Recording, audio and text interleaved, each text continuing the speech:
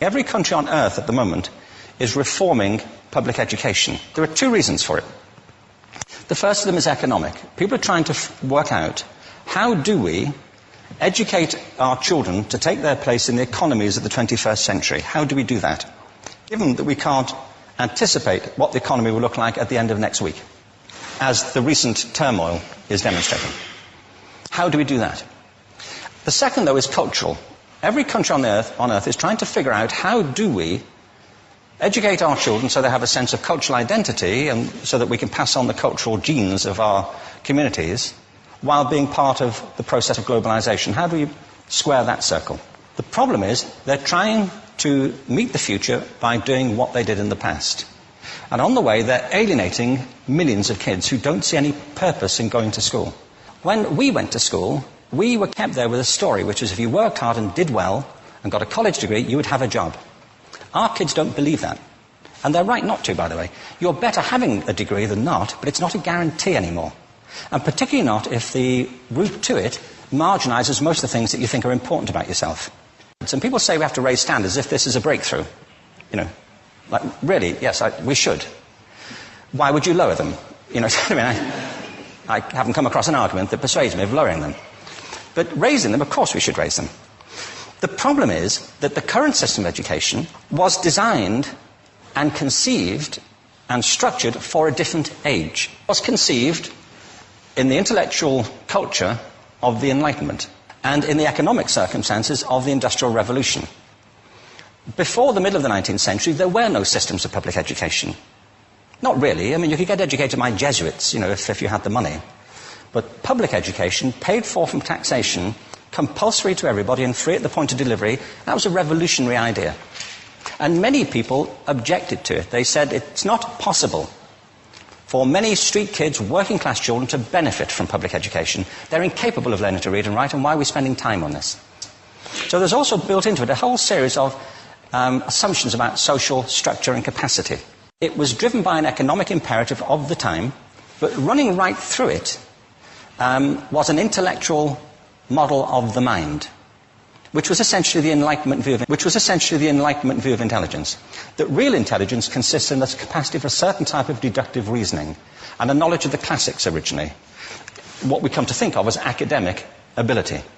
And this is deep in the gene pool of public education, that there are really two types of people, academic and non-academic, smart people and non-smart people. And the consequence of that is that many brilliant people think they're not, because they've been judged against this particular view of the mind. So we have twin pillars, economic and intellectual. And my view is that this model has caused chaos in many people's lives. It's been great for some. There have been people who have benefited wonderfully from it. But most people have not. Now, this is a map of the incidence of ADHD in America, or prescriptions for ADHD. Don't mistake me here. I don't mean to say there is no such thing as attention deficit disorder. I'm not qualified to say if there is such a thing. I know that a great majority of psychologists and paediatricians think there is such a thing. But it's still a matter of debate. What I do know for a fact is it's not an epidemic. These kids are being medicated as routinely as we had our tonsils taken out.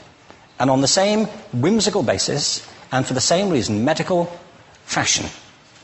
Our children are living in the most intensely stimulating period in the history of the earth. They're being besieged with information and calls for their attention from every platform, computers, from iPhones, from advertising holdings, from hundreds of television channels. And we're penalizing them now for getting distracted. From what? You know, boring stuff. At school, for the most part. It seems to me it's not a coincidence totally that the incidence of ADHD has risen in parallel with the growth of standardized testing. Now, these kids are being given Ritalin and Adderall and all manner of things, often quite dangerous drugs. It's a fictitious epidemic. If you think of it, the arts, and I don't say this exclusively of the arts, I think it's also true of science and of maths, but I say about the arts particularly because they are the victims of this mentality currently, particularly. The arts especially address the idea of aesthetic experience. An aesthetic experience is one in which your senses are operating at their peak, when you're present in the current moment, when you're resonating with the excitement of this thing that you're experiencing, when you are fully alive. An anesthetic is when you shut your senses off and deaden yourself to what's happening. And a lot of these drugs are that. We're getting our children through education by anesthetizing them. And I think we should be doing the exact opposite. We shouldn't be putting them asleep. We should be waking them up to what they have inside of themselves. But the model we have is this. I believe we have a system of education that is modeled on the interests of industrialism and in the image of it. I'll give you a couple of examples. Schools are still pretty much organized on factory lines, ringing bells, separate facilities, specialized into separate subjects. We still educate children by batches. We put them through the system by age group. Why do we do that? Why is there this assumption that the most important thing kids have in common is how old they are? It's like the most important thing about them is their date of manufacture. You know what I mean? Well, I know kids who are much better than other kids at the same age in different disciplines. Or at different times of the day. Or better in smaller groups than in large groups. Or sometimes they want to be on their own. If you're interested in the model of learning, you don't start from this production line mentality. It's essentially about conformity, and increasingly it's about that as you look at the growth of standardized testing and standardized curricula. And it's about standardization. I believe we've got to go in the exact opposite direction. That's what I mean about changing the paradigm. There was a great study done recently of divergent thinking, published a couple of years ago. Divergent thinking isn't the same thing as creativity. I define creativity as the process of having original ideas that have value. Divergent thinking isn't a synonym, but it's an essential capacity for creativity. It's the ability to see lots of possible answers to a question, lots of possible ways of interpreting a question, to think what Edward de Bono would probably call laterally, to think not just in linear or convergent ways, to see multiple answers, not one. So, there are tests for this. One kind of cod example would be people might be asked to say, how many uses can you think of for a paperclip? Well, those routine questions. Most people might come up with 10 or 15. People who are good at this might come up with 200.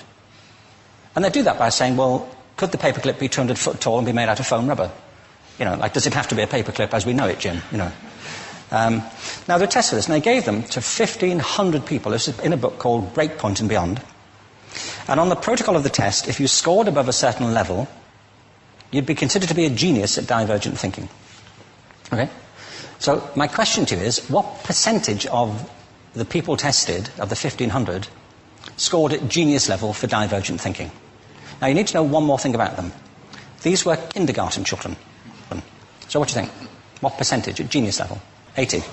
80, okay. 98%. Now, the thing about this was it was a longitudinal study. So they retested the same children 5 years later, ages of 8 to 10. What do you think? 50? They retested them again 5 years later, ages 13 to 15. You can see a trend here, can't you? Now, this tells an interesting story, because you could have imagined it going the other way, couldn't you? You start off not being very good, but you get better as you get older. But this shows two things. One is we all have this capacity, and two, it mostly deteriorates. Now, a lot of things have happened to these kids as they've grown up. A lot. But one of the most important things that happened to them, I'm convinced, is that by now they've become educated. They've spent 10 years at school being told there's one answer, it's at the back. And don't look. And don't copy, because that's cheating. Outside schools, that's called collaboration, but inside schools. Now, this isn't because teachers want it this way. It's just because it happens that way. It's because it's in the gene pool of education. We have to think differently about human capacity. We have to get over this old conception of academic, non-academic, abstract, theoretical, vocational, and see it for what it is, a myth. Secondly, we have to recognize that most great learning happens in groups, that collaboration is the stuff of growth. If we atomize people and separate them and judge them separately, we form a kind of disjunction between them and their natural learning environment. And thirdly, it's crucially about the culture of our institutions, the habits of the institution and the habitats that they occupy.